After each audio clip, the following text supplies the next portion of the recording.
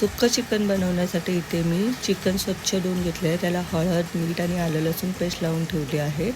त्यानंतर दुसऱ्या साईडला कढईमध्ये तेल गरम केलं आहे. त्यामध्ये टाकलं आहे 3 मोठे कांदे बारीक चिरलेले, कढीपत्ता, एक छोटा टोमॅटो आणि कोथिंबीर. त्याचबरोबर ह्यामध्ये टाकायचं आहे घरगुती लाल तिखट, काश्मीरी लाल मिर्च पावडर आणि गरम मसाला. हे सर्व व्यवस्थित परतून घ्यायचं आहे. त्यानंतर ह्यामध्ये टाकूया आपण मालवणी वाटण. वाटण कसं करायचे ह्याची मी ऑलरेडी रेसिपी दिली आहे, नक्की चेक करा. आता वाटणाला छान तेल सुटू लागले की हे जे आपण फक्त मसाल्यामध्ये उकडून घेतलेलं चिकन आहे ते यामध्ये टाकायचं आहे. व्यवस्थित मिक्स करायचं आहे. थोडं पाणी टाकायचं आणि झाकण ठेवून आपल्याला 15 ते 20 मिनटं स्लो गॅसवरती शिजून द्यायचं आहे. पाहू शकता तयार आहे आपलं चमचमीत सुकं चिकन. चवीला अतिशय उत्तम लागतं.